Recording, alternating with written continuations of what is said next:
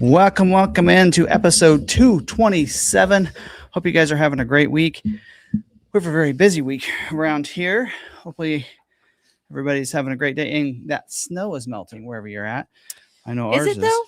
Ours is melting. It's just so much of it. It's just taking a while. So it was deep enough. Our chickens didn't want to leave the coop. They're like, we're not dealing with that. So it's finally at the point where they can leave and they can explore the yard. So they couldn't leave their coop for about a week. Yep. No matter how much I dug them a path, I dug them spaces, and they did not want to leave. Gotta get my drink here. Anyway, yeah, episode 227. So don't forget, we are streaming this as a podcast as well. We will be. It'll be up later today. So if you're listening to the podcast, come on over if you want and join us live on our YouTube channel. Yeah, and those that are new to our YouTube channel, where is it at? Right here. Don't forget to make sure you subscribe and hit that bell notification. That allows you to be notified when we have another video that goes live stream, that kind of stuff, all that good stuff. We do also have membership available. You hit that join button there too. Learn a little bit more about our membership levels. We do have one that's not shown in that image there, and that's the live chat one. That's one I recommend. It's $199 a month. That gets you like the comments on the live chat, and also we do a member live every Friday at 4 p.m. That gets you that as well. And then also besides that, we do have a Patreon account. That's where we do a lot of fun content. We kind of moved a lot of the membership over to the Patreon account. So if you haven't done that, going over to Patreon, there's a link in the description, patreon.com/forward video guy, and you can get to that. And we do have two different levels there, so check those out. One of them is a coffee time / drive time. Got a new thumbnail coming pretty soon, because I end up just talking on my drive in, which is usually about 10 to 15 minutes to get here. And so it's just a fun little time chat to see what's going on daily from me. And then we also do a lot walk, which is we only put that on Patreon. So if you want to let that video, you want to make sure you have that $3 level over there. So some of the cool stuff and how to connect with us and engage with us, Sarah and I, and of course, All Train Nation as well. Link to that is, or not All Train Nation, All Women Driven. Yeah. All Women Driven is in the link to her channel is in the description there. Also her social, All Women Driven. And Beauty Mama Bear if you want to connect personally. And then, of course, mine is For Beauty Guy on primarily. I like Threads and Instagram. Facebook's getting kind of weird to me, but with all the AI and all the fake stuff going on, Facebook's just like. I only use Facebook and I scroll that so that I can see. Connect with my friends. Yeah, that's kind of where high I'm school, at. because so many are having babies right now that it's just like super crazy. So many pregnancy announcements, babies being born. It's basically my entire feed. But I do like the different Facebook groups too, though. Right. That's what I like the most too. Sometimes I just go straight to the groups and see what my feed is for Facebook groups. That's always fun too. But anyway, today we're going to talk some. We actually were hoping to have a guest on. She got a little busy and doing something else. So, but we're going to talk the Ford Escape. It's going away. And we're going to talk a little bit later about what's that mean for those that have a Ford Escape, and when they're ready to upgrade, what are their choices in the Ford lineup, and will they stay with Ford? So anyway, so we'll talk about that. And some other stuff. We got some news to talk about as well. A few different news articles and some recalls. We're going to talk about some recalls too. Anyway, and there's kind of a fix to one of the recalls for at least one model, 1 year of one model even. But anyway, we did a Maverick Monday video Tuesday. Today went live. And so check that video out. Did not do a Built Wild Wednesday last week. Last week, again, was busy. Our picture building was down, so we spent a lot of time last week getting vehicles pictured up and getting them back online. Now, after tonight, we'll be almost 100% caught up on those vehicles, other than the truckload that came in yesterday.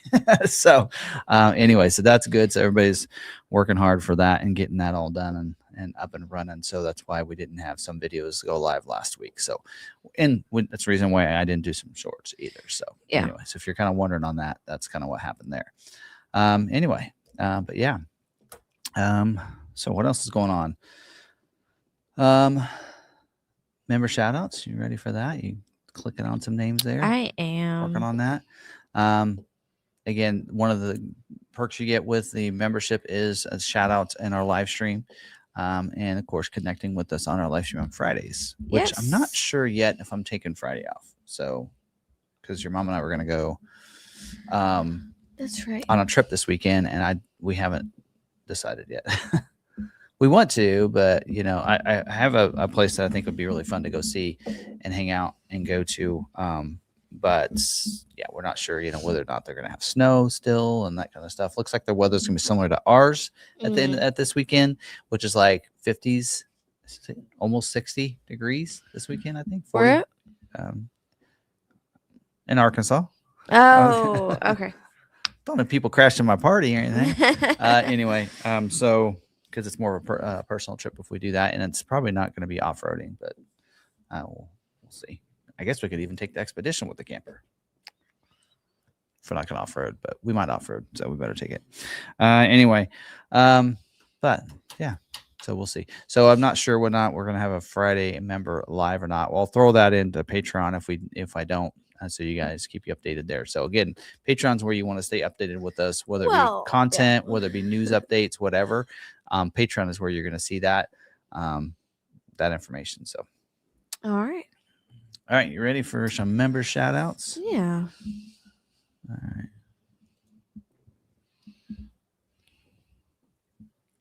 Go for it.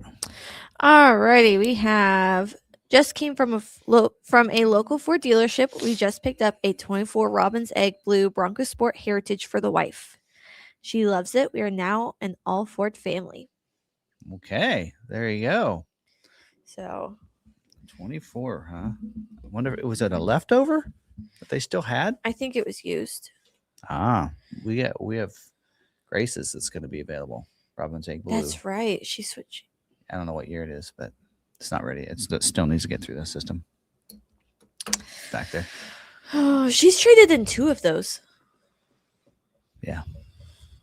So, all right. We have Mike 52G. Hello, all. We have Blue Feather. Maybe I will still be free and able to get out to Salina for the Maverick meetup this year. Oh, that'd be nice. I know he came a couple years ago and missed it last year. Yep. We have Mid Coast Maine. Good evening, everyone. Douglas Blair. Evening. Howdy, folks. From Bronco Rob. Michael Morales. Hi. Hey, guys. We have Douglas Blair. Ice Mountains. Maybe Rob can tell me how the weather is in Arkansas. Okay, so he says they're doing a ride in Uchitas on Saturday. I don't have to look that up and see. Uchitas. So we're thinking of going to Eureka Springs. Mm. And I heard that's a pretty historic town and such. Might be kind of fun. We like Fredericksburg because of some of the old shops and stuff like that. Mm-hmm. Not old shops, but some of the shops and all that. So, spending, our thought is that we'd spend one day off-road and one day in the shops and that kind of stuff, and then head back Monday. But that's kind of the thought. Yeah. And it's about 6 hours from here to there. So right. We have Brandon. Howdy. Speaking of someone from Arkansas, yeah. I think we might be closer to him than Robin, right? But I don't know exactly. We'll have to look it up. We have Bronco Rob said he gets on Facebook for Bronco groups. Yeah, there's a couple of Bronco groups in there. Yeah. Douglas Blair says happy anniversary? ? Theirs isn't until May. Yep. Usually right around Memorial Day, typically. Oh, the Bronco Sport belonged to the wife of the owner of the dealership, only 5,300 miles away. Only 5,300 miles. Yep. If a dealership employee or owner or something, those tend to have fewer miles on them. So it's really funny. Speaking of that, I mean, you're still into the shout outs. Brandon says you'll love Eureka Springs. There's a campground near there that is year-round. Ooh. So it's on an off-road area, or they have an off-road area there, I think, as well. And so I just don't know if their trails will be muddy or snowy or whatever. But even some of the back roads around there ought to be fun to just kind of go explore a little bit with the Bronco. Looks like a high of 57 on Saturday. Yeah, I was gonna say it. I was looking at the Warmer weather on there. Friday. Well, it's pretty similar to the temperatures it's supposed to be here. It's supposed to be maybe get up to 60 a couple days. So we're gonna be like even today. I was wearing this is what I was wearing most of the day, but it was just a little cool today. So it's kind of been up and down. But yesterday was a beautiful day. What tomorrow's no 2 days is a lot walk day. We'll see. Have to see what Thursday looks like. But anyway, Yeah. but it's starting to warm up a little bit, melting the snow. So anyway, but all right. Oh, don't forget. Forgot to mention this earlier, but do want to remind people that these episodes for this month as well as last month, so February, is sponsored by 3W. Quite possibly the best all-weather mats out there, I believe.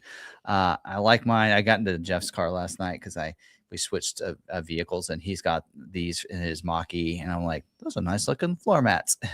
But they do a really good job of conforming them to the vehicles, so you can check them out. That QR code right there gets you 35% off their website with that as part of sponsoring the live stream tonight. So check them out if you're looking for some floor mats ready to upgrade. Maybe you don't have any. Definitely check them out. I'm really impressed with them. I really like the ones that I have with them, and I know some people that are in the chat tonight have them as well, and they like them. So, all right. Hold on. Our member sent in a picture that they want to share. Oh, can you? I can pull it up really quick. Okay. Because we can remove this image if you need to do that. Okay. Because you can just click on the little plus and add image file, and I could kick it over just like it was here.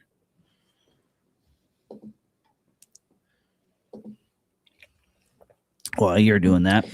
So he said Snow Mountain because he took his Bronco up a snow mountain. Oh, that's Snow Mountain. There you go. 3. Yep. That's Douglas Blair. There you go. Claw Top. Team Claw Top. Sorry. I don't know. The other day, I tell you, I saw 3. It's an intersection of 3 of us had a claw top. Oh, yeah. Saturday morning. So that was fun. Yep. Anyway. Fun stuff there. But yeah, actually I did that. We had that snow piled up over we have the areas at the end of the rows with the rocks in them. I don't know what you call those, but the snow was piled up on it. So I went up and over in the Bronco. Right. I used my front camera. Anyway. My kids are going stir crazy right now. Yeah. Yeah, they want to go play. Yeah. But we're in that weird mix of it's not snowy enough and too muddy. Right. To be in the yard. The dog we've been keeping the gate locked so Ozzy can't get into the back. Because if he gets into the back, it's just a mud pit back there during this time of year. And so he'll bring in clumps of mud because he will run. He will run through there as fast as he can. He kicks up mud into his fur, and then it's dropping all over the place. He gets to be a mess. So we've been locking the gate, which has been really nice. But he figured out how to get under the fence again. So he came in muddy. Left footprints all over. Well, anyway, all right, let's move on with our program here, and let's look at the dealer news updates here. So I have a few, and actually I was pretty busy right before this. I didn't really read through these, but this first one, actually, we talked with the members on Friday about it because it actually came out January 29th, and that is that the Ford has been named the official vehicle partner of the LPGA Tour in a multi-year partnership that includes Power Her Drive athlete mentoring programs. So it's not just about putting a vehicle and doing commercials and having the commercials run and just have the vehicle there or whatever. It's actually a mentorship program as well. So I like that when they're partnering with somebody else like they did with Carhartt, that they want to make a program. They want to build people up and help their careers. So that's kind of what they're doing. The partnership will include the Power Her Drive mentorship program, a year-round initiative supported by Ford and focused on LPGA athletes in the first 2 years of the professional careers, designed to invest in the whole athlete The program will provide participants with access to mentorship, professional development, and resources intended to support long term success both during their competitive careers and beyond. That's pretty cool. So it says the first Power Her Drive mentorship event will take place at the Ford Championship in March at Whirlwind Golf Club, Chandler, Arizona on March 24th. So it says anyway, more details about this program, including the announcement of the ambassador athletes participating, will take place on March 11th, 2026 at the Ford Championship Press Conference. So be looking for that. And you'll see what so Ford likes to have ambassadors. So they'll put them in Broncos and different vehicles. When they like to do things that are, they're, on social media, they're really big on Instagram and such.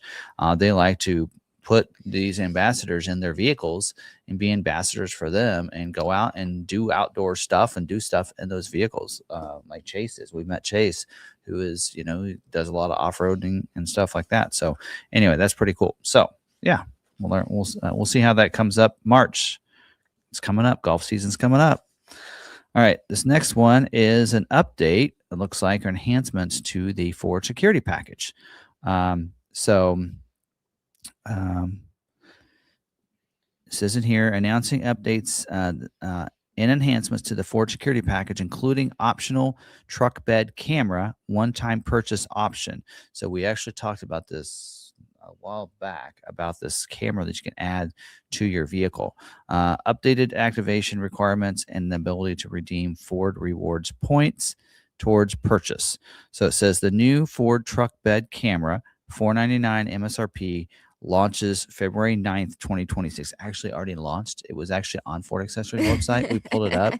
They said back in December, they said that it's open. It's available now. We're going to really launch it during truck month. So truck month, or we like to say truck month and a half, is coming up in the middle of February. So there'll be more stuff out there, probably more videos, commercials, that kind of stuff coming out. But it will be available to purchase through Ford Accessories website.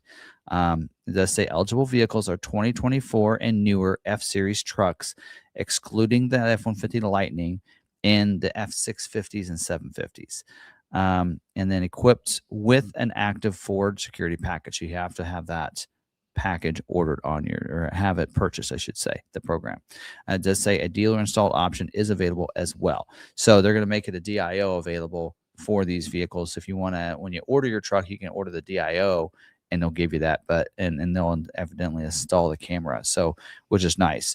So it does say it's included is a trial activation process beginning March 2nd, 2026. Activation process for vehicles equipped with an included 1-year trial of the Ford security package will change effective March 2nd, 2026. The update credit card and auto renew consent will now be required. I said, note that the customer's card will not be charged at trial activation, and the customer can opt out of the auto renew at any time during the 1-year trial period. So like before, you get the trial and you didn't have to have your credit card on hand. Now they're saying with the Ford security package, they're going to require the credit card with the activation. I think less people will activate it if they don't, because like I've never used it. Let me try it out first before anyway, they're thinking people will just forget about it and then they'll just charge the money for it. Anyway, the one-time option for the Ford security package will be $595. That'll be available March 16th, 2026. Does say effective with the first 27 model year order bank opening. A one-time purchase of this Ford security package is now available as a freestanding option. That'll be provided a 7-year plan. So they're doing these 1-year things on all these connected services, right? By the way, this is just getting out of hand. I mean, you got Ford security package that's going to be a subscription. You got Blue Cruise as a subscription. You got Ford connectivity package as a subscription. I don't know. It's crazy. Anyway, I'm a Ford owner. I can tell you. I mean, like in a year, I'm going to have to start paying for the Ford connectivity package, and I like it. Now, Ford, the Blue Cruise, we're not paying for it. We don't use it. It's not worth it to us. It's $50 a month is not enough for me to just do this instead of do this. It's not enough for me. Anyway, so Soapbox ended. Okay, and then does say in there, but sounds like to me with that saying that that's going to be in March, that means there's going to be a 27 model year that's going to launch before we know it. Oh yeah. For them to be this far talking about 27 model year already, so probably this summer we're going to have some, probably Super Duty. Last year Super Duty launched, and then sometime in the summer. So it'll probably be the Super Duty that gets that. But there you go. I think Ford Security Package is a really cool package. $595 a one-time 7-year. That's less than $100 a year. You're still about $10 a month, right? Yeah. So anyway. All right. This last one is price increases. So effective January 2nd, there's some 26 model year vehicles that got price increases. They used to actually tell you what vehicles got a price increase and what the price increases were. And they're not doing that anymore. In fact, some dealers called them out on that in the call list today on the go-to-market call for dealers. And they're right. I don't know what vehicles are. So I looked it up. Expedition, Explorer, Maverick, and Super Duties got a price increase. Again, they don't tell us what they are. I do have the price lists, and maybe later in the video in today's or the live stream, we might dive into this if we have some extra time at the end after the topic. But I do want to get to the topic, so we might, if you want to stick around and want to nerd out on this, geek out on it with me, we might look and compare those. But otherwise, if not, I'll try to get you guys what those changes are for next week. So there's that. Yeah, that's what these are for right here. All right. Okay. Any questions before moving to recalls? No. All right. So let's talk about recalls. So most of these recalls actually are that now the fix is available. The remedy is available is what they call it on these. And so this first one is Safety Recall 25 SE8. And this is for 2019 model year Expeditions. And this is an instrument cluster not in park warning message.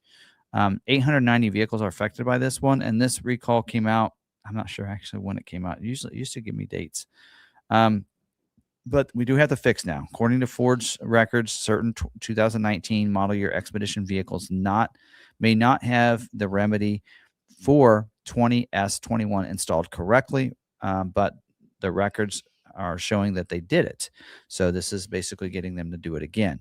So in some of these affected vehicles, the audible chime and the not in park warning message on the instrument cluster operates, but may not for the intended time period. For when the key is turned off and the vehicle is not in park position, the chime should sound for 10 seconds and the warning message should display for 30 minutes with the door closed. So anyway, so that there is available for those. The letters should have gone out this week for those owners that were in those situations. All right.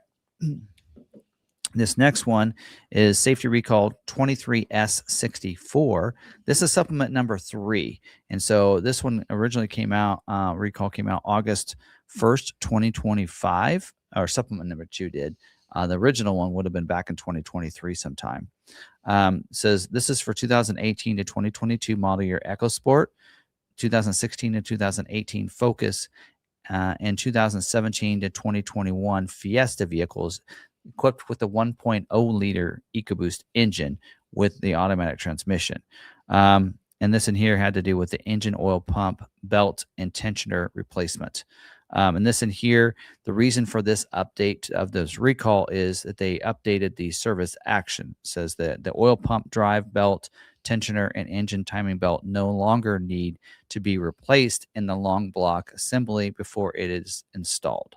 And then also the labor allowances and parts were changed because of that fact.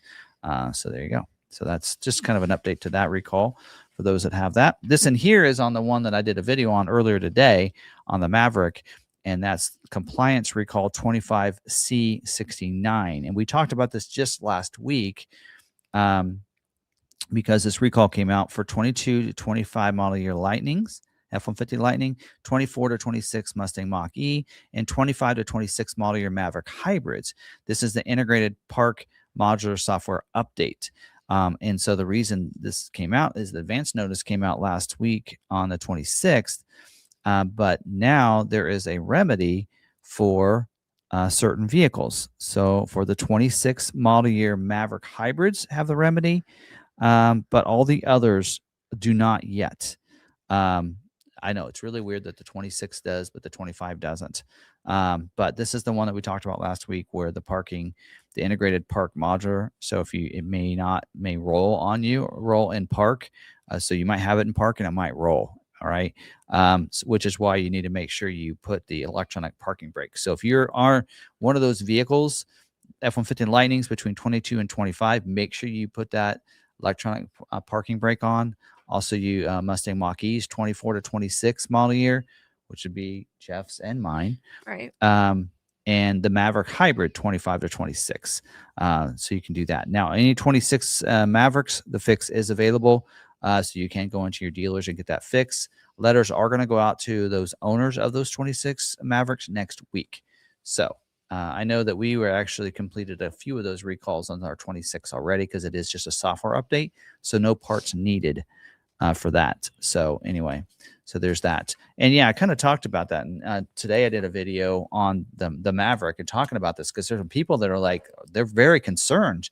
They're like, where's the fix? Is the fix out? Is it ready? Is it available? Why not 25? And they're really concerned about their vehicle.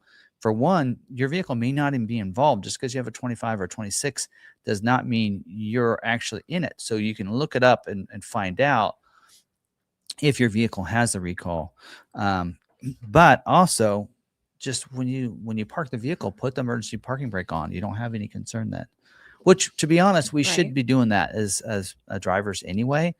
It is better for your vehicle. I don't know if you've been in that situation. I'm sure you have, where you park the vehicle, you're on an incline of some sort. You put it in park. You let go of the brake. What happens? The vehicle comes back a little bit, right? It drifts back a little bit. Right. It goes back until it catches that gear. And that's not actually good for your vehicle. You're better off putting the parking brake on. You put it in neutral, put the parking brake on, let off the brake, let it settle, and then put it in park. That's the best way, because then it stays in there. So you should be doing that anyway, especially if you're on an incline or decline. But I don't do it every time. I'll be the first to admit. I do it in my Bronco every time I go off-roading, right? They teach you that in Bronco off-rodeo. But really, every vehicle should be doing that. And so, especially if you have a recall for this parking brake, you definitely want to make sure you're doing it and you won't have any issues. But is that how you should be doing it for manuals? Manuals people with manuals should be doing the parking brake anyway. They should have been knowing that. Yes, but putting it into neutral. Yeah. I mean, probably doesn't matter as much for them because it's a manual transmission, but yeah. I mean, you probably should put it in neutral and then. Well, here's my thing is, here on the lot, the driver changes, between people, and as someone that is not profusely in a manual all the time, and I don't have as much experience as some people around here, they leave it in first, and I've had times where I start it and it lurches because it's in that first gear. Yeah. Some of the older ones do. Yeah. And I don't know that. So I always make sure it's in neutral. And then they're like, why is it in neutral? Because that's where it should be. Yeah. So. Yeah. Anyway, any questions for us about any of that stuff? Comments too? Any fun comments about some of that stuff? All right.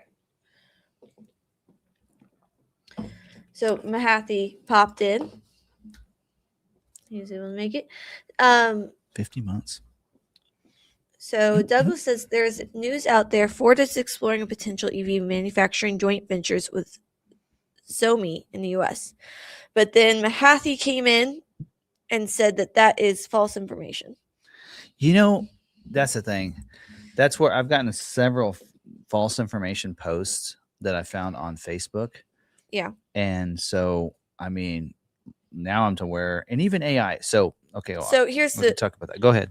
This is why it's false. It's because Xiaomi does not sell its products and services in the United States and is not negotiating with companies to do so.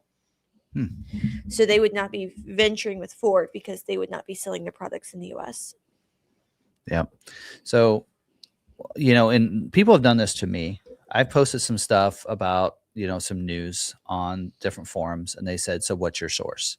And I usually say Ford. because Ford's my source. I got that directly from Ford as a dealer memo that came from Ford, and this is it. Okay, so then they start. It's believable, right? Because that's kind of what you need to start doing is you got to verify, right? You can't always trust them. You look at something and go, okay, I want to see the article. Well, there's actually a dealer out there. We have a Strop Bronco, right? We've struggled to sell this thing. We've had it for a long time. Yes. We have it marked at like $11,000 off right now. Yeah. You can buy this for $67,000, $67,900. Anyway, but we want to try to, how else can we market this? We know that it's a very limited run. Derek, he had asked me, he said, hey, how many did they make of this? Do you know? And I said, well, Ford hasn't said how many they're making. They just said that their percentage of production is about 2%. They might have even made less than that because now not a lot of people are ordering this Strop Bronco. And so he had actually posted where he showed me a screenshot of a Ford dealer that is saying that only 650 of those were made. Oh. And I'm like, where are they getting that information? I don't know for sure. So I actually Googled it, how many Strop Broncos were produced. And if you look up Google AI, it says 650. But in AI, where's Google getting that number? But they always get their information from somewhere on the internet, right? So when you click the link to provide their verification of where it was, and you read the article, it's actually one of Laura's article for Bronco Nation, and Laura didn't say it incorrectly. So if you read the article, she talks about the Strop Bronco and everything, and about the heritage, and that it's coming from the old Strop Bronco that Bill Strop made, and all that. So then there's a tweet that talks about the Bill Strop made 650 vehicles from 1971 to 1975. Okay. So when you talk about a Strop Bronco, there were 650 that were built, not current gen, the old Broncos. Yes. So for that Ford dealer to just go with Google AI and just trust that it's 100% and say only 650 were made is not correct. Because you have to take into account that the Strop Bronco was not originally what we have right now. No. It was made by Bill Strop and his team. After it was built, it was sent to Strop, and then they made the Strop Bronco. And they made 650. Yeah. So and that's the same thing. Like, remember last year when they were putting a gas filter on the Mavericks? Yeah. So they told us, since partway through the year they're going to be doing that, these are the numbers we're going to use. It's going to be 12 horsepower less. And so that's when I got out there on the internet. Well, then they tested it and they verified that it was not going to lose any horsepower. So Ford updated their information, but it was still out there on dealer websites. And so when you Googled it, it still had those old numbers out there when they weren't right. Again, Google AI is great to help scrub some things, but click on the links and verify the information because it's not always 100% accurate. And that's, and like Mike was, showing that too. If some of these, and I did it, I looked up something. I saw some news about something for coming up for the Super Bowl, and I'm like, "Ooh, that's exciting! I want to look at that performer. If he's performing, I'm watching it." And come to find out, it was fake news. It was on an account that wasn't real, that was posting it. It was a suggested post for me, and you know what? I've seen about 3 others with 3 different artists on top of that, and it's like, oh man. So do you know what I keep seeing? I keep seeing movie announcements about these sequels to movies. And I've kind of learned how to spot which ones are fake and which accounts to follow. Like I have a specific account that if I see it from theirs, I know it's real and that it's actually coming out. Yeah. But the other ones, it's like Zootopia 4 or Frozen 3. And it's like a mashup of different movie posters and different scenes. And I'm like, that's AI. I recognize that pose. Like I recognize that from the movie. I know I'm one of those things where I have a love-hate relationship with AI. So I think AI is great for productivity to get more things done faster, that kind of stuff. But when it comes to artistic and using AI to create things, which we do here on some of our posts, which make it, but you can tell that it's not real. We're not trying to make it look real, right? Yeah. That's where I draw the line. I've seen so many creative things that it's like that's totally fake. It's not, you can't tell. That's where I'm like getting real frustrated. And I'm seeing a lot of them on Facebook, so that's why I'm kind of like not doing Facebook. So anyway, So I made AI photos of my boys as monster truck drivers. Because they don't really have those outfits. No. And they're not right. That you can kind of tell it's a little fake, but that one for sure. Yeah. But these first two, they look pretty real. They look pretty real. Yeah. Anyway. All right. So, but what is real is the Ford Escape is going away. No. They are no longer making the Ford Escape. Here, let's click on this. So the Ford Escape, they're no longer making Ford Escape. We have 11 Ford Escapes in stock right now on our lot, and when they're sold, they're gone. They're gone, they're gone, and no more. So the Ford Edge went away last year, no longer available. They are not making the 2020s, the F-150 Lightning in 2026, or 27, or possibly 28, from what I understand. They're saying it may be 29 model year before we see the new F-150 with extended range EV. So it's going to be a while for that. But you know what? I think we might actually have enough inventory to get us by. So the KC region was number 2 in F-150 Lightning sales last month, was 17. 17. Second of all regions. There's 22 regions, if you didn't know that. So we were number 2, KC region number 2 of all regions with 17 sales, which is pretty crazy. So wait, we were number 2 in the region for Escape sales. No, the Kansas City region was number 2 out of all the 22 regions in F-150 Lightning sales. So with 17. Anyway, so but what I'm saying is there's about, I think I looked up, there's over 1,000 or something F-150 Lightnings out there on dealer lots right now, which might actually be enough for a whole model year, because some of them will keep them that long. We've had 4 for a long time now, but which is crazy because they're great vehicles, you know. And anyway, but F1, the Escape. So I was going through, sorry, the vehicle lineups that are no longer available. The Escape after this year, I mean, it's what's on dealer lots. Then they're gone. They're gone.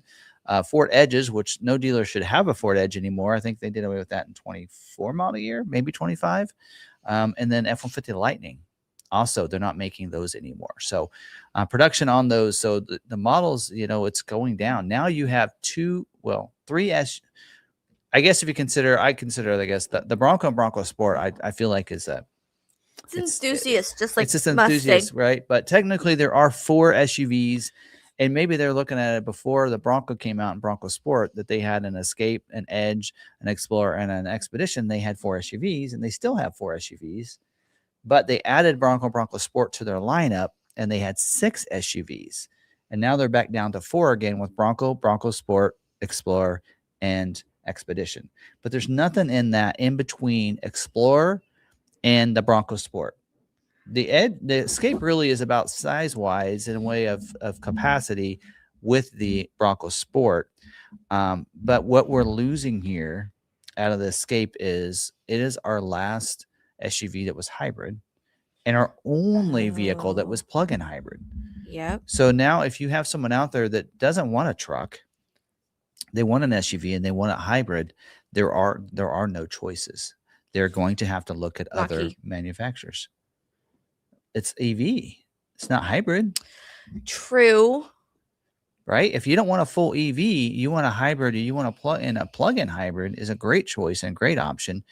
It's not out there. It's not available for you, right? So this is where I want you guys' comments. I want to see what you guys think of this, but you know, we don't have, you know, another vehicle. So the question is, well, they used to have the EcoSport and the C-Max in there, you know. I've heard some rumors that they might bring back the Fusion or the Taurus. Which would they might bring the cars back. And here's the thing: if you're getting rid of the only hybrid, well, it's not the only hybrid. So I guess that's where my question was. If you have an Escape hybrid, plug-in hybrid, and you're looking to come back after and trade it in when you're done with it, whatever wrecks, maybe you have a wreck and you need a new vehicle, or maybe you're ready to, that one's just, it's done. What are you going to look at in the Ford lineup? Because you have the Maverick that is the hybrid. See, that was my question when they did away with the Focus and the Fusion and all the cars, was what are those people that are driving those cars going to do? Well, you know, the Fusion hybrid was replaced in a sense with the Maverick hybrid. Right. Made at the same plant, right? Yeah. So they replaced it with that. You know, I really think they need. I think so.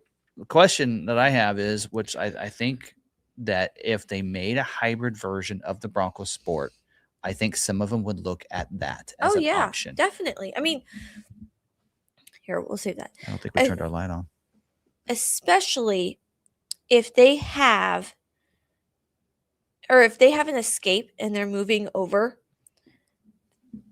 some of your Escape owners are going to be coming from that original Escape body.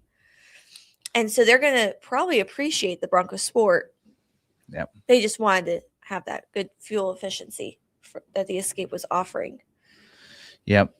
So Ford has situated itself out of the market for about half of America.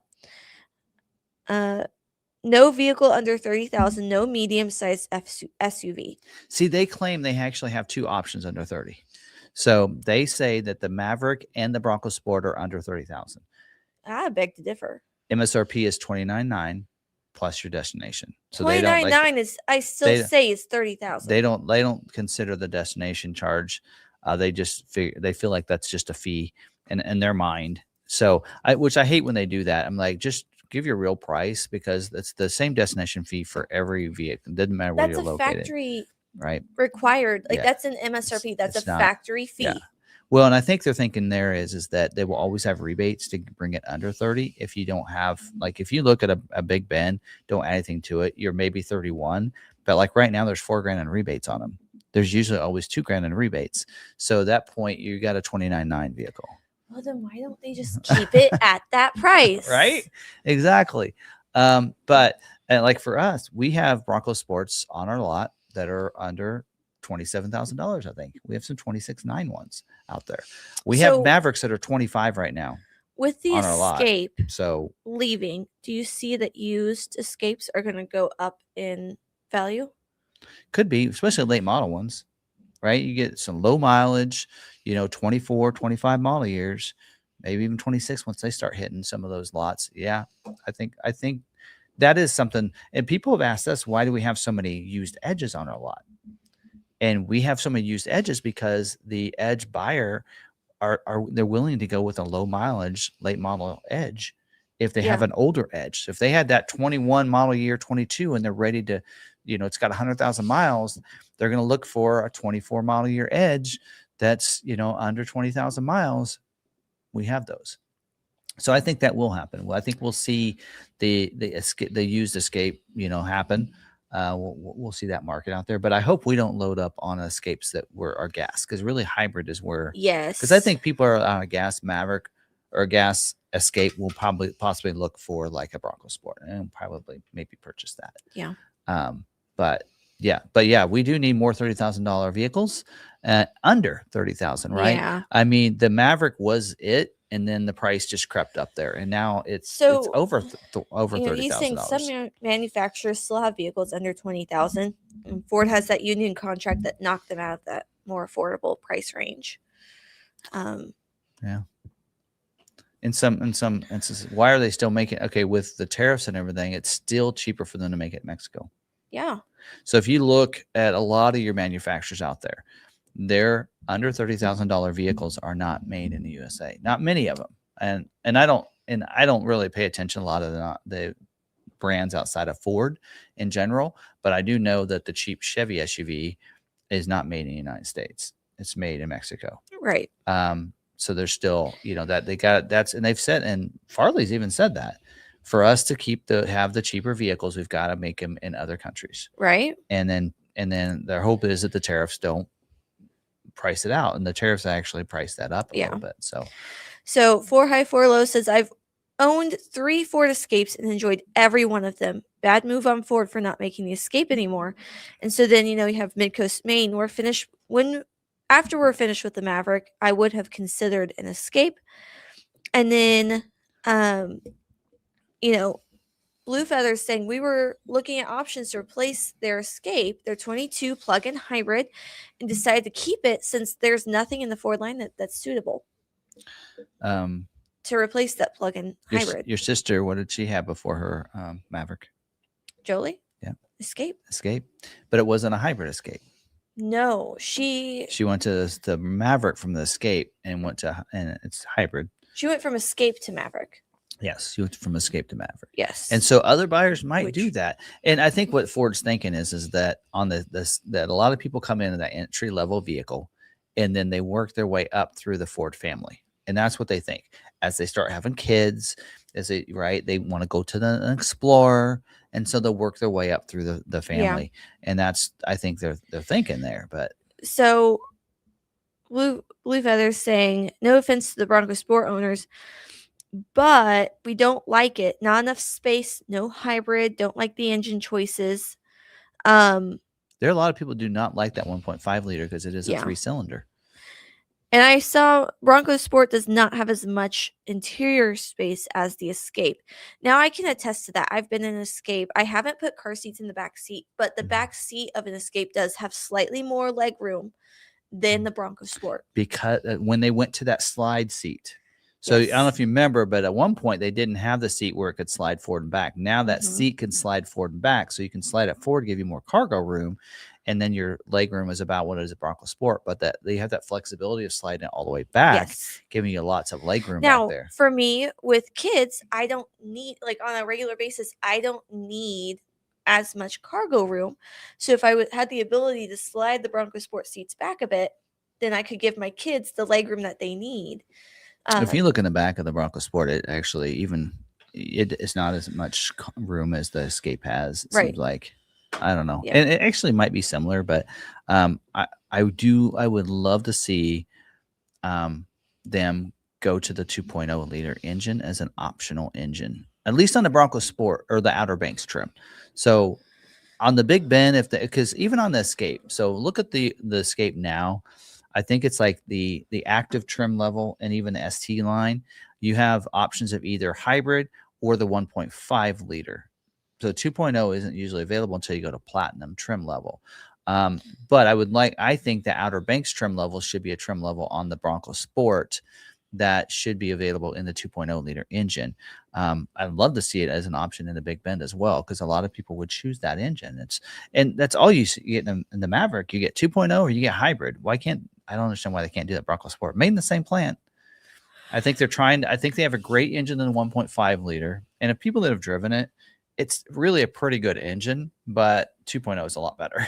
But and I think that they're seeing that they have this engine. What vehicles can they put it in? Well, they're not going to have it in Escape anymore, right? And so Bronco Sport's going to get it mostly.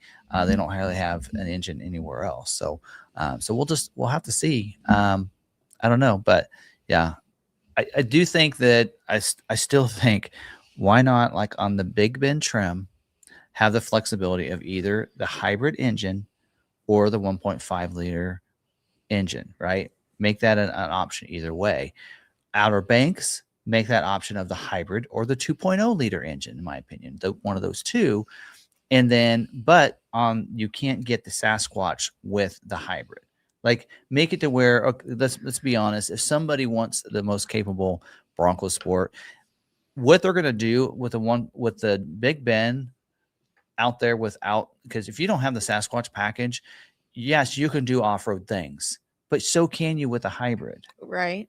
So you're going to do the same off-road things. Like, you're not going to go like hardcore off-roading in a hybrid, but you're probably not going to do it with a Big Bend either. Now, I know somebody that does, but she's added upgraded suspension, a bunch of other things. So you can do it. But a lot of people that are going to want that Sasquatch package. So don't make the Sasquatch package available in hybrid if you want to say it needs the most capable engine. There are people out there off-roading in a Jeep Wrangler with that 4xe. Right. They are. Yes. Is their ground clearance limited? Yes. But they know it is. Right. Okay. So someone mentioned Toyota, or the Subaru Forester is a hybrid. Yes. And I was looking at it. That starts at $29,995. Subaru, and you see a lot of those in Colorado. There are a lot of them that's what they drive in Colorado with the bad weather, the bad snow. They have a lot of snow through the winter. You see a lot of Subaru. This is Subaru vehicles over there. It's about the size of an Escape. Yeah. It looks a little bigger, actually, a little longer. It does, just a little bit. You know, But your base starts at $29,900. well, you know, and the thing of it is with the Escape going away, you could probably Toyota and Honda are probably loving this with the RAV4 and some of those. Their sales are probably going to go up.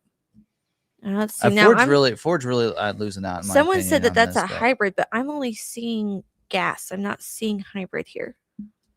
Well, we did see Santa Cruz is going away, right? Santa Cruz is throwing in the towel. Well, Ford's saying they're throwing in the towel, whatever. I think one of the things that's hurt the Santa Cruz versus the Maverick, I know we've been talking SUVs here, is that they don't have a hybrid version available. I think that's been hurting them because 80% of the Mavericks sold last year were hybrids. 80% were hybrids. Right. And so when you think about that, that's what Santa Cruz is losing out on because they don't have a hybrid version. Hybrid is something that a lot of people are looking for. There's a lot of big cities, a lot of people needing to want better gas mileage, right? They want that $30,000 vehicle. They want hybrid Maverick. If they made it in a Bronco Sport with a hybrid around 30, really, what, in my opinion, what they need to do, and they probably need to discontinue the Bronco Sport, right? Hear me out here. Discontinue the Bronco Sport, change it up a little bit. So instead of a next gen, second gen Bronco Sport, doing away with the Bronco Sport, and then wait a year or whatever, come out and don't call it the Bronco Sport, but like an Escape, or bring back a different other name, right? And make it hybrid. And then, because I think if you don't have that Bronco name on the front, that changes the perspective that they have or whatever of that nameplate. They think because it has a Bronco on there, even with the Bronco Sport, that they have to adhere to certain things out there. And I don't think, they need to necessarily. I don't think just because Bronco Sport, to me, I don't feel like it needs to be. So someone else mentioned RAV4. They're coming out with a plug-in hybrid. Now their base starts at $31,900. Okay, so they're again low 30s. Yep. That's where the Escape's at. Yep, and it's a 2-row vehicle. It's not 3 rows. I think it's a Chevy Trax that's in the 20s, and it's a similar size to the Escape. That looks a little longer. It does. But still, that's close though. I mean, is it a 2-row, the SUV? That's what people are looking for. Yeah. Chevy Trax, I think, is in the upper, is in the 20s, mid 20s. I don't know about their hybrid version. Kia, Hyundai. There you go.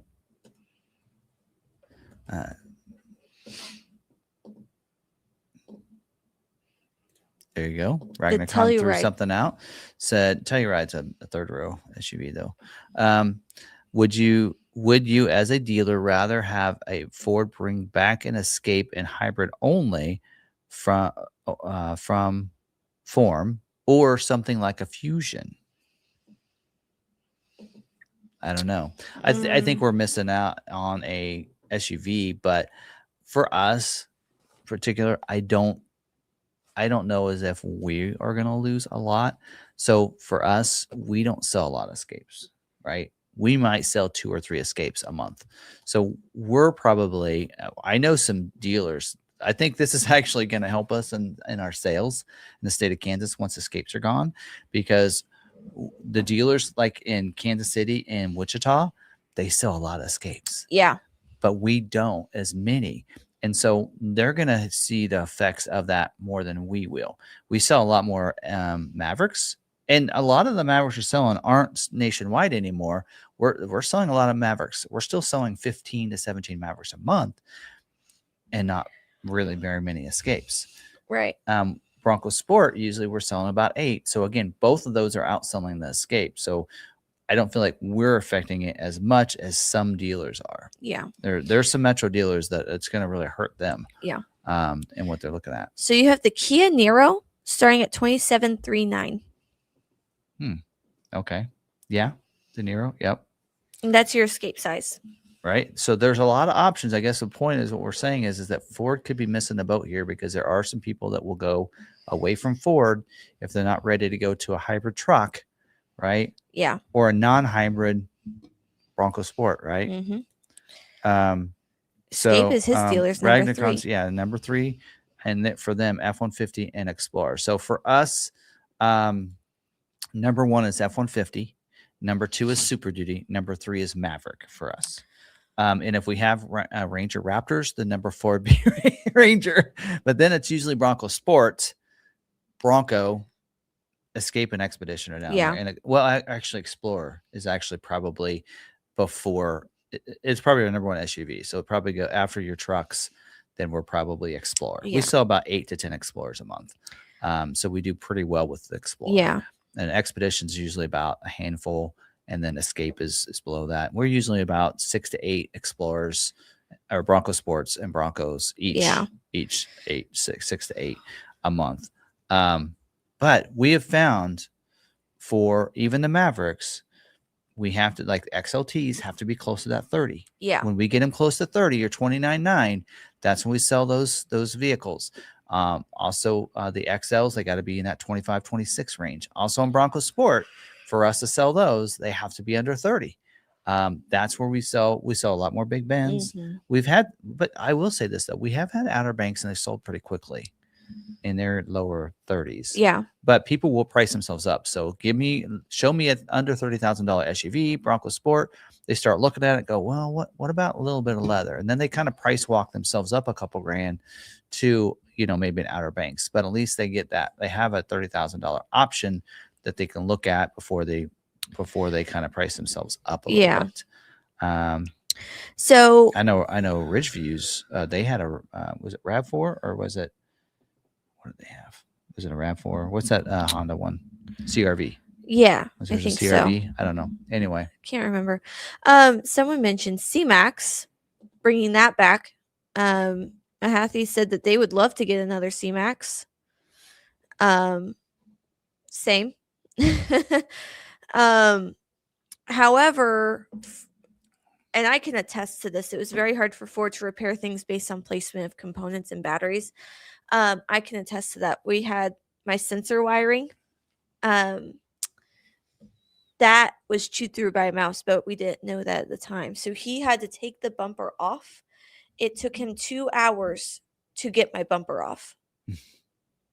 2 hours of the work to fix a chewed through wire was taking my bumper off to get to said wire, because there was no way to access that wire because of batteries and things underneath. Yeah. So I can attest to that. It does get costly to fix the C-Max because of placement of things and how costly it is for, per hour of work. So, yeah. Don't look forward to that. Yeah, I think one of the things that really a lot of it depends on where you're situated. We're in an area where Salina is a fairly big town, but we're not like a metro town like a Wichita is, where there's a lot of suburbs around there, right? We are more of a farming area. So we don't see as many people quite understand the plug-in hybrid, right? Yeah. Like, I think it's a great option. I think if people understood it, like people come in and say, so I have to plug it in every night. And like, they're concerned about it. I'm like, well, no, not necessarily. It's a hybrid, but you can go and, you have to explain that and for them, because they really think they see the plug-in that they have to, oh, how far can I go? Can I, they don't realize that, you can go in all electric mode, but it's basically a hybrid. And then some people even around here don't understand hybrid that well. I think if people around here knew how plug-in hybrid worked, our people in the city of Salina would definitely get a plug-in hybrid, because they could go from one side of the town to the other a couple of times on just their plug-in energy. Yeah. You know what I saw today? What? Another C-Max. And then I was sitting there, I got pulled up to it next in the light, and I was like, it says hybrid. I don't see the energy symbol, but then I saw the little plug for the energy port. I was like, that's a plug-in hybrid, but it doesn't say so. Yeah. It was really interesting. And then I was told that we had a mislabeled Explorer. I was like, huh, Yeah. wonder if that happened with Yeah. that one. Yeah. We got an Explorer in, and it had the active badge and the trimmer badge, both of them. It was 'Cause inactive. the trimmer badge it goes on the right side of the lift gate, and the active goes on the left side on those trim levels. So they just slapped both of them on there. So I had to take the one off. It's a very active trimmer. Yes. Anyway, it was kind of funny, but yeah. Yeah, I don't know. I mean, and I think that's, a lot of it's education, and as us as dealers to educate, uh, those customers out there of what hybrid is like, what it's about, and what it does, and that plug-in hybrid too, and teaching about that too. So there are, a lot of people in some of those towns that a plug-in hybrid is a great vehicle for them. I'd like to see more of those. I'm really surprised that Ford doesn't have one. The Explorer you used to be able to get a hybrid Explorer. We went to that factory. That's right. And with this current gen they're on, they did away with the hybrid. It's not even available in the Explorer, which just blows my mind why they did away with it. And maybe, I don't know, maybe had some issues with that motor, because it wasn't the same. It wasn't a 2.5 liter hybrid. It was like, I can't remember which one it was. It was, I don't know, a 3.0 hybrid, maybe. I don't know. Anyway, just really surprised that they did away with it. But anyway, so yeah, I don't know. I mean, so whether or not we'll see a decrease in sales based on the Escape, well, we still have 11 left. So I guess once we sell them, we'll let you know.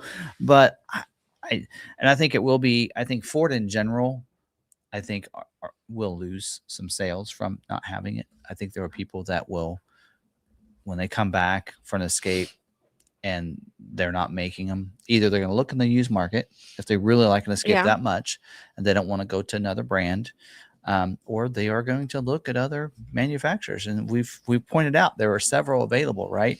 What was it, Kia that you were pointing out? The Niro, is that a Hyundai? Hyundai has an option. We've seen Chevy has an option. Subaru has an option, right? Chevy Trax has an option, and almost all these we've mentioned have a hybrid version, right? Yes. Like Hyundai has that Niro that's a hybrid available. Actually, I think even you can get a Niro and this Niro electric, is an right? LX 1.6 hybrid. He's starting at 27.3, and I'm sure with your average gas mileage 50s. 53, 54, 53. City highway combo. Wow. So even on the highway, it's the same as it is, which blows my mind, because typically it's much lower. Right. And that's starting at 27. You have the EX, which is only about 3,000 more. Well, even the Escape started at 29.9. Yeah. So again, pretty close to prices. I mean, that's the point is there are other options out there, and hate to see that people are. There are some people that are still brand loyal, but I've got to say, no offense to anyone, but there are a lot of people that aren't brand loyal anymore, which shows you, because a lot of people come over to the Ford Maverick from other manufacturers, so we know they're not brand loyal to come to Ford, but will we lose them back to other manufacturers from the Escape for the people that had an Escape, right? I mean, because you do see some people will come back and go, okay, well, they don't make this one that I have anymore. What does Ford make now? And they look at those, and if they don't like their options. Yeah. So, McArthur, in a town like we have here, Salina is only, 10 minutes across town? Mm-hmm. 10 to 15. 10 to 15 minutes across town. In either direction. Depends on the time of day, but most days it's 10 minutes across town. So when you're looking at that, for me, I would be able to go to my house, or start at my house, drop the kids off at school, come here, go pick up my son, drop him off at daycare, come back to work, and then go back home, all on the plug-in ability. I wouldn't use gas. Yeah. So for us, for a smaller town, larger town like Wichita definitely wouldn't be feasible. You'd go to work and have to plug in to sustain it. And he's got a point. There's a lot of Yeah. plugins that going all EV mode is usually limited to about 20 miles. Yes. It's pretty small. Some people can do it, but at least you're getting some, and then you can Like use your Lebo. hybrid. He comes to work, goes home, comes to work, goes home. That's all he does. So, but there's a lot of towns that it's further than 20 miles. yes. But like a lot of people though might jump on the highway, the go around the city or whatever. At that point, you're not going to be in electric. You'd want to go the hybrid mode, right? Yeah. But yeah, I don't know. I mean, yeah. I mean, if you had more range in all EV, that'd be different. Yeah. You'd probably see that. And that's probably why he's got a point. It's probably why there are not a lot of plug-in hybrids, is because it may not fit for a lot of people. Yeah. Yeah. You know, although someone like Jeff, even though it says your 20-mile range, that can be extended with how you drive, how you brake, because that regenerative braking is where you get a lot of that power back. So you can make it extend past 20 miles if you do a really good job of regenerative braking. Goes to and from work. That's pretty much it. Oh, he drives like a week and a half on a one battery charge. Yeah. So he could definitely work off of a plug-in hybrid, especially if he had somewhere to plug in every night. Yeah. I think Ford's thinking is that they're looking at those EVs, having an inexpensive EV that's going to be the daily driver for most people, and that's what they're thinking is to have the options of, they know most families are a 2-car family, right? And if one of those can be an EV under 30, then people will be more likely to buy that, and then also have a vehicle that they take out of town with, and it's not necessarily EV. And I think that's what they're looking at with this new EV platform that they have, is to find different like SUVs, trucks. And maybe though, what they should have started with, instead of the truck version, they already have a hybrid truck, is they maybe should have started with an Escape size EV instead. I mean, Mach-E it's too high. It's too expensive, right? What do they start at? Almost 40 grand. That's too expensive. They need a $30,000 EV, right? Yeah. Now I think Mach-E gets seen as Mustang because they named it Mustang Mach-E, and so a lot of people think that that's an enthusiast vehicle. It's fun to drive. It is. It is. I like it. I like the Bronco better, but I'm not. I mean, like for me, thinking, okay, the Mach-E can be my daily driver. And why? And I guess you might ask, for me, why I don't drive that one on a daily instead of the Bronco. Right? I don't know. I just like driving the Bronco. It's fun to drive. I mean, so is the Mach-E. Mach-E is fun to drive too, but usually in the summer, especially, I'd rather be able to push the top back. I have a convertible, right? I have a convertible SUV that I can kick that top back during the summer, and it's fun to drive with that. Yeah. Right. I don't know. I kind of like that sitting up as well. Now, I will say the amount of space in the back of a Mach-E, it's roomy. Yeah, it is. Like, I could see my kids sitting back there comfortably. Well, and it's, I will say Mach-E's, like a lot of your electric vehicles too, there's less components to break down. They will last a long time. Yeah. I mean, you're going to have tires to worry about, but other than that, you're not going to have a lot of things break down on it. A lot of the batteries will last for a long time. And, I mean, really, to be honest, you should rotate your tires, but otherwise, you have nothing else you need to do with the dealer. Yeah. With an electric vehicle. I don't even know if necessarily Jeff has actually rotated his tires, but, yeah. He probably needs to. Actually, he brought it in for service because he had a recall. So they brought it in and rotated tires on it. But, other than that, he hasn't had to bring it in for service in over a year. He doesn't drive that much. So he doesn't, Yeah. Yeah. Anyway. Lebo's still completely against EV though. So. Well, if I had to choose, And that's But what, his opinion's based off the fact that every time we go on the trip, we take the Mach-E, and it adds time to our trip home because we can't just drive straight through.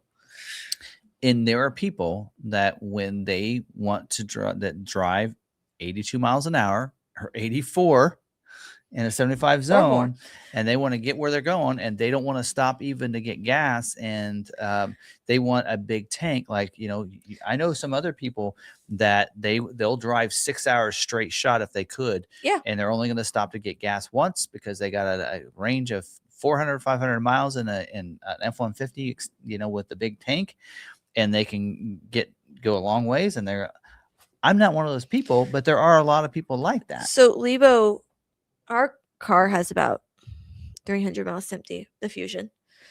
So he figures out, he fills up in Salina. We drive all the way to Kansas City. You can drive a little bit in Kansas City and then fill up in Kansas City and head home. And you don't have to fill up on either of those trips. You fill up in your start location and your destination, and then you don't have to fill up anymore. Yeah. We don't stop. He just goes straight through.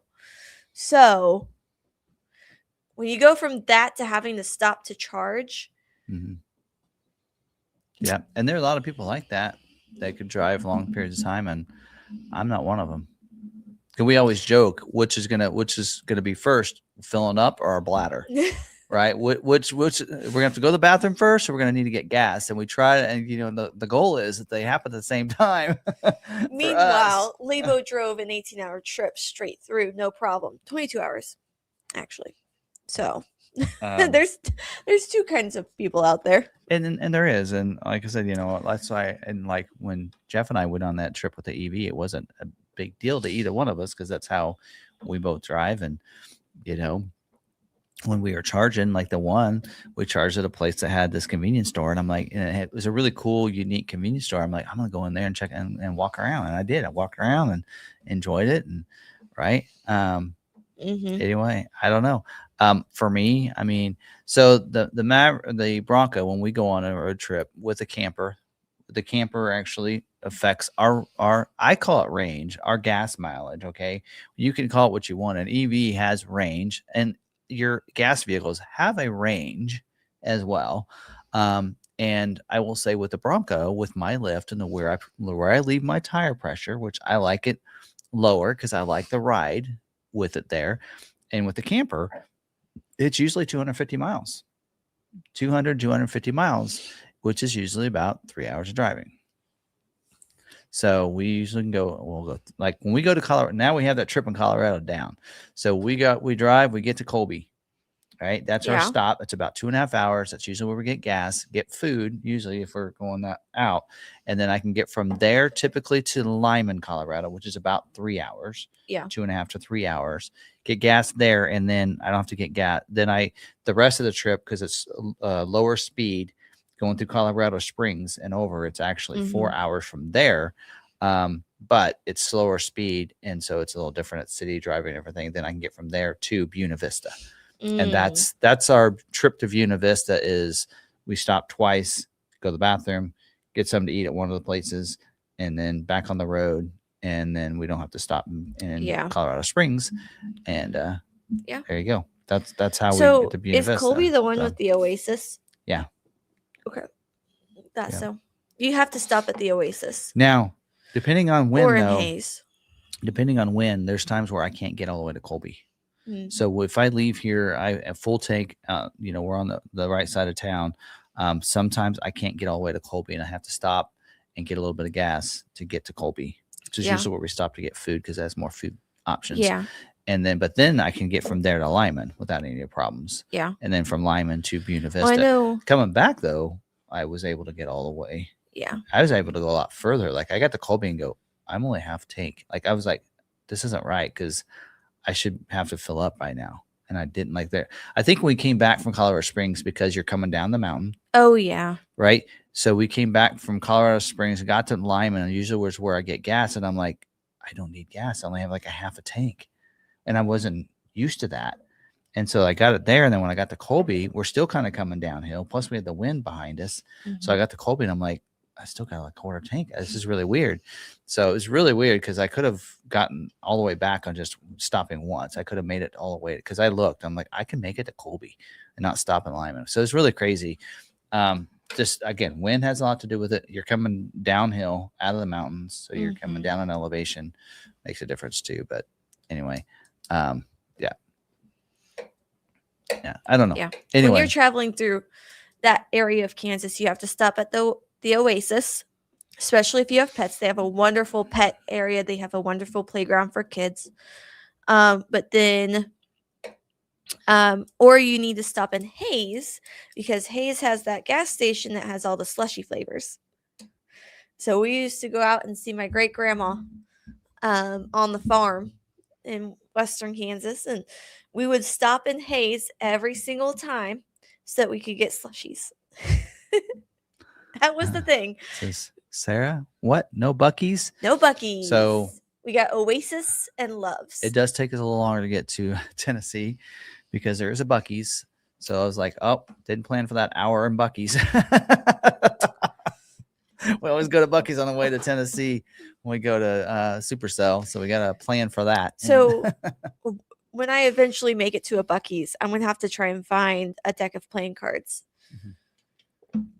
to commemorate my first time in the Buc-ee's. Yeah. Anyway, so, but yeah, that one there, we go every year. I'm like, we can't leave until Tuesday night because your mom she can only take 3 days off. So we leave on a Tuesday night. Yeah. And then we can get part way. And then like last year, I was like, I want to be ready to go when she gets out of school. I had everything loaded up and everything, but it was a little later till she was out, and it just took longer than we thought. And I was like, I was really wanting to leave a lot earlier. So it wasn't until our stop was 4 hours, I think. We were past Kansas City into Missouri, 4 to 5 hours before we were going to stop. It ended up being 1 a.m. when we got there. I was like, I wanted to be there by 11. But we slept from 1 to 8, got up at 8 and got on the road by 9. And then I think we rolled in about 8 o'clock into there. So it took 12 hours. Plus we lost an hour. I think we lost an hour because you could switch over to Eastern time zone. So now does Buc-ee's have is it a trucker stop? So the truckers have showers and whatnot? No. So that's what the Oasis and Flying J are. A lot of those, like Loves, will have those showers. Yeah, Loves will have it. We have it here at Flying J. Yeah. We have one of those. And then Oasis in Colby also has one. Do they? Yeah. I can't remember. Yeah, they do. They have restaurants in the back, they but have then on Starbucks. The way. Yes, they do. And they have Chinese. But on the way back, if you look, they have ways to get to the bathrooms. You have to go to the front, reserve a shower, and then they'll tell you when it's ready. Yeah. But that's why it's such a big place. It's a trucker stop. They have the giant. We talked about that. If we went to Arkansas, we talked about if we could go part way and find one of those places, because even the Loves, it has camp spots. Oh, yeah. So Oasis, you can camp there and then you can go in and shower the next morning. Oasis and Loves both do that, where you can camp, basically stay in their parking lot and then go inside and shower. Not all of them though. Like not all of them they have that, but yeah. But I know Oasis, Flying J, Loves, they're all truck stops, and so the truckers can park in the stall and sleep overnight. So if you go over to the truck side and park in one of the longer ones, you can stay there overnight. We on the way to Tennessee the first year or second year, we had a camper, and I pulled in one of those, and I said, I'm just gonna lean the seat back and sleep for a little bit. I couldn't sleep. I was like maybe an hour, and I'm like, I'm ready to go. I'm just going on the road and keep going. So I kept going, and that first year I went all night and drove all night long. Right, that was a year when I had like 4 of those energy drinks or something, and I thought I was gonna have a heart attack. Yeah, that was that year. But the next year we had the camper, and so I'm like, we're gonna go until we find a place, and we're gonna pull off, And my thought was, because a lot of those rest areas, depending on every state has different rules on rest areas or whether or not you can sleep in the rest areas. Some of them won't allow it. Some tell you you can up to a certain amount of time, but you have to stay in your vehicle. You can't be in your camper. Right. So you can't, because my thought was we just sleep For in a safety camper. reasons. Yeah. So that was what I was going to do. And so some will and some won't. So I'm like, if I'm going to sleep in the back in the Bronco, I just keep going because the seat's so uncomfortable to sleep in. You can't lean it all the way back. Yeah. And so I'm just like, forget it. So, so Bucky says restrooms, no showers. Yeah. No, but they don't. A lot of the Buckies don't have truck stops in it. Like I think maybe they have a section for truckers, but some do, some don't. I think. But so like at Flying J's, and I know at Oasis, the showers are not apparently there. You have to ask for it. You have to request at the main counter, hey, I want a shower. Reserve a shower stall because they are private, locked, and its own entity. So that way it's completely safe to use them. And there's like Loves are like that too. Yeah, no free access. Because they'll tell you you're up, and then that way you can get There's no free access to them, so it's safe for public. It's safe for women traveling by themselves to stop there, take a shower. Completely controlled areas. We ate it. We're getting into travel. This is a travel channel now. Culver's has got some good food. We ate there on the way to. I think we ate there. Was that on the way to Tennessee? I feel like it was last year. I know when we went to Wisconsin, we ate at a Culver's, but I think we ate one there too. So that's what you do with your Ford Video Guide channel. Start talking about your travels. Yeah, Travelocity. Anyway, but yeah, so there you go. But so typically what we do is a lot of your campgrounds are pretty cheap. So what we did last year was I found a campground in Missouri and I said, okay, we can get to here. So I got a campsite for that one night. And then we got there, we pulled in. We chalked. I put the chalks up. Actually, they're not. I have actual ones that you actually put down from the camper. But we did that. And then we never unhooked from the Bronco. I actually did put the tongue down just to release a little pressure off the Bronco for overnight. Put more of the weight off of that. But that's pretty much all we did. And we just got in there and then we slept and went and got a shower and changed and got back on the road. It didn't have to do all unhooking and everything else like that. But that's kind of what we did. And then coming back, we leave Saturday night and we see how far we can get and we see what campsites are in front of us. And I think that one year we stayed at Paducah and there's a little campground, something Fern was in the name. Anyway, great place. And we stayed overnight there and they had a bathhouse. The bathhouse is a requirement. Got to have a bathhouse. Right. And we like electric too. Yeah. Now the overnights like that, we don't need electric. Right. Because we never turn that stuff on. The heater works. We don't necessarily need that, and we have enough battery with the Bronco and everything, and everything, so you don't have to worry about that. So, question: what are you doing on Sunday? Sunday. This Sunday? Yeah. Well, we're thinking about going out of town. It's the Super Bowl. Oh yeah, so we should go out of town. We did that last year. We went. Remember, we were in Florida for the Super Bowl. We were. Your mom actually asked about that. She goes, "How about going to Orlando? Are there flights to Orlando?" She actually said something about going to Orlando. Like that'd be the second year in a row we'd have Super Bowl. We could Super Bowl with Ridgeview and his sister. Yeah. Maybe. Yeah. I think our tradition right now is going to Lee's. So that's where we'll be. Yeah. Yeah, we'll see. I think if we stay here, then we'll probably go over to your grandparents. So, or something. I don't know. Anyway, but we'll have to see. So, anyway, none of my teams are in the Super Bowl, so it's like, but it's all right. Because if we go in a campground somewhere, we're not going to have access to watch it on our phone. That's what I was going to say. You can watch it on your phone. If I wanted to. I mean, I do have, so YouTube TV is our internet or our TV. Like we don't use Cox or any local. I use Roku. Or whatever. So YouTube TV is what we do. We stream our TV. So, and even in the app, it lets me do it. But we don't have a TV in the camper though. I'd have to do it on my phone. Right. Or a computer if I brought the computer. But anyway.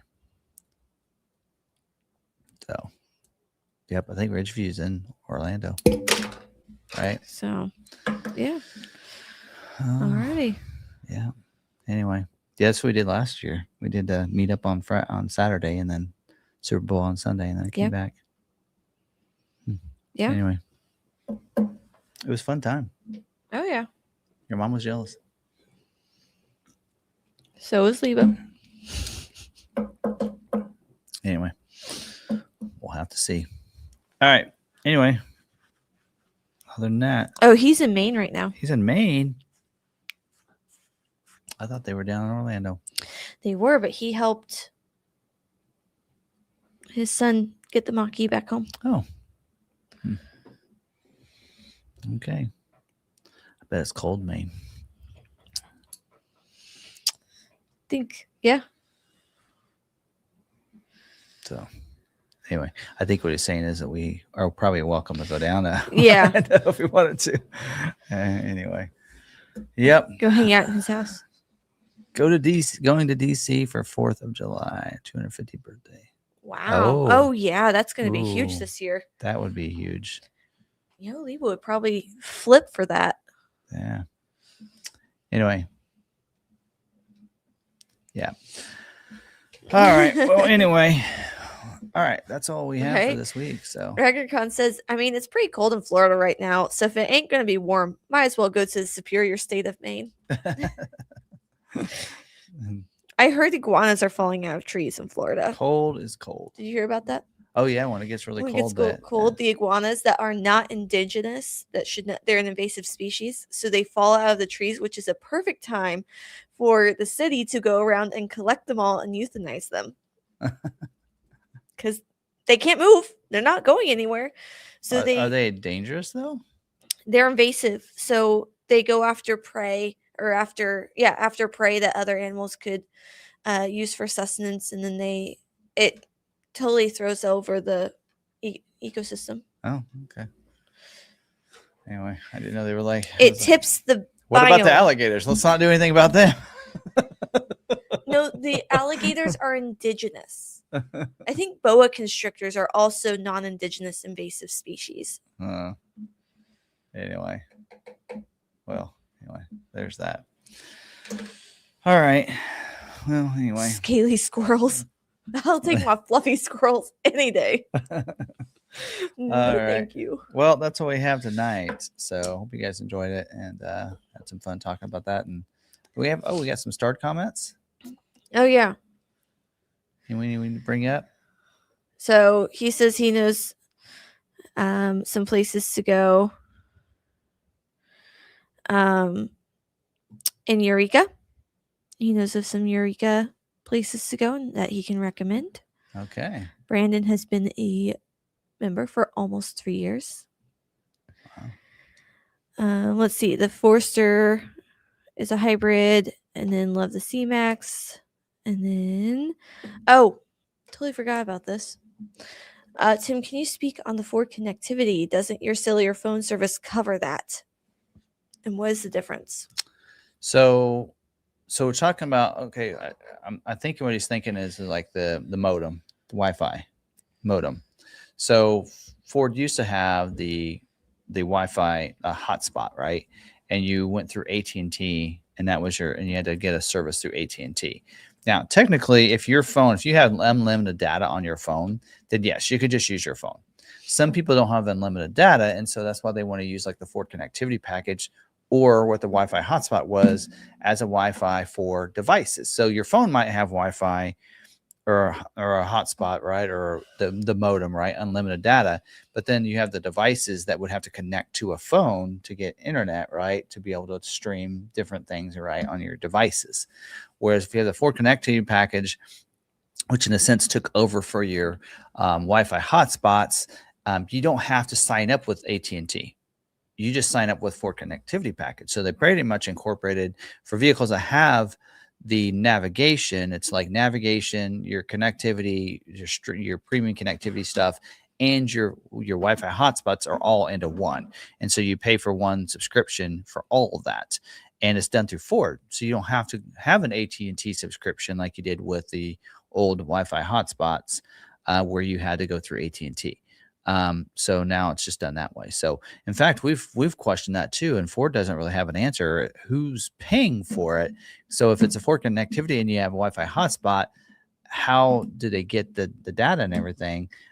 We don't know. My assumption is Ford's working with AT&T to power that. It's just you don't have to do it through AT&T yourself. That's my assumption as well, the way that works. But Ford we have the Ford connectivity package in the Expedition, and I really like it. And everything works, seamless. You don't really have to have your phone connected. Like in the Bronco, I know it's either your mom's connected or I'm connected, right?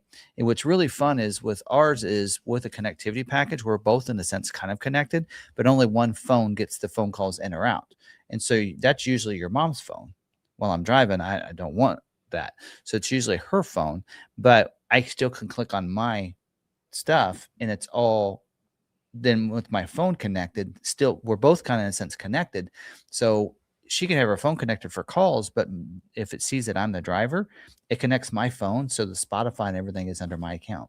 So it's my account for the Spotify, for the Google, and everything else. So it's really cool. I really like it. That is really cool. Yeah, I probably need to do some video and even learn a little bit more myself. But what's really cool for a long time is I never connected mine via the Bluetooth. When you go into the vehicle, you actually log into your own Google account. So when I first did it, I logged into my Google account. And so I didn't even need to connect my phone. So for a long time, I never connected my phone at all for calls or anything. But I was still using the Google account under my account, which is really cool for navigation, for everything. Was my Spotify was there because I like to listen to music through Spotify, not necessarily through, but your mom likes Sirius, that kind of stuff. But you can always select Sirius or Spotify, whatever you want. You can even select Audible. Yeah. Audible's an option. So, but yeah, so that's kind of the little bit there about that, but probably ought to talk about that and do a better explanation of that, and talk more about the features of that in a video, because I think there's a lot now about every vehicle now for 26 on comes with a Ford connectivity package. Although I don't think Ranger for some reason. Yeah. I think Ranger's like the only one that doesn't have the Ford connectivity package as standard equipment.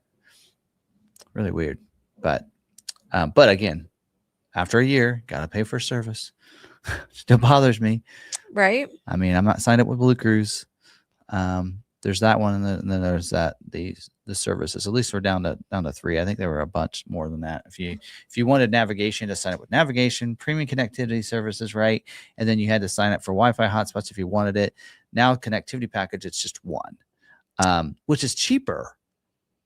Because if you were like when I signed up before, remember I had to pay the premium services and then navigation. It was $200 for 1 year. Yeah. Well, the Ford connectivity package is $150 for a year, so it's $50 cheaper, and you get the Wi-Fi hotspots included. Yeah. Right.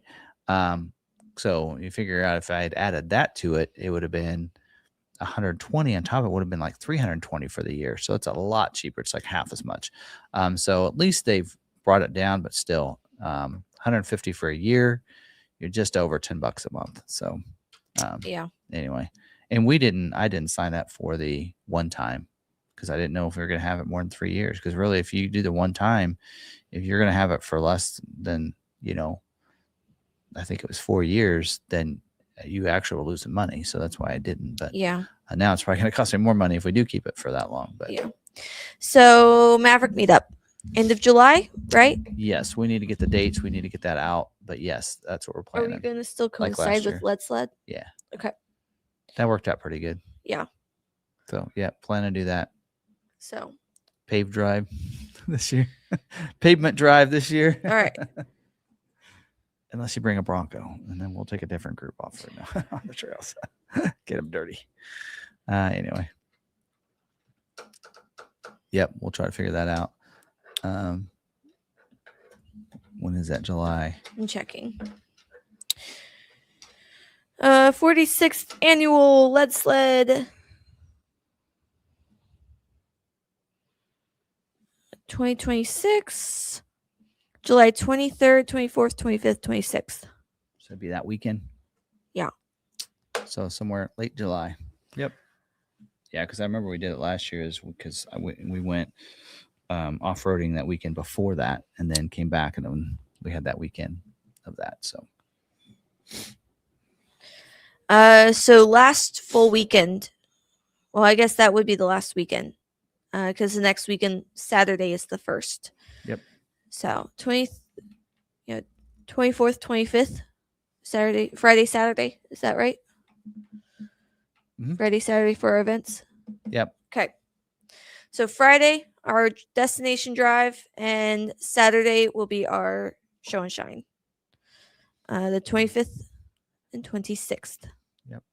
And plenty of other activities in town that Saturday for if you want to do go to the lead sled and such. That's really fun to see and then you'll see all kinds of custom cars driving around town. Just go drive around town those days and you're going to see all kinds of fun cars driving around, and it'll be a good time for you. So not just coming in to see the Maverick event, but you really get a chance to see a lot of other cool cars, custom cars that are around town, and it'll be a good time if you come. So definitely. So yeah. Anyway, all right. So yeah, we'll have to get that posted and put it in the Maverick group, Maverick Truck Club, and such, and do a calendar event and on our Facebook page and everything else. The hotel I worked with last year for a block is very eager to work with us again, so I'll get that situated as well. We had we didn't have we did the courtyard. Yeah. So. The courtyard, and they renovated, or they're in the process of renovating, but renovations will be done by that point. So it'll be a new look to the lobby and whatnot. So yeah, we did a special thing for members too. So you want to be a member. So we had a lot of fun for members too. Some member activities as well for those that are part of the membership. So yeah, so that'll be a lot of fun. And what's really cool is this year, now that we're using Patreon for that, I think it's easier for us to be able to email and contact them. Yeah. So anyway, all right, good times. Anyway, that's that. So all right, if we have nothing else, I think that's a live stream for tonight. So all right. Well, don't forget that let me pull that up here. Is that my water? Pretty sure it is. Don't forget that the live stream tonight is sponsored by 3W Floor Liners. So again, great floor liners if you're looking to get a good pair. Scan that QR code, click the link in the description, get 35% off using the code from the live stream for tonight. And they really do like our channel and our live stream. So appreciate them for giving that special deal to all of our viewers out there.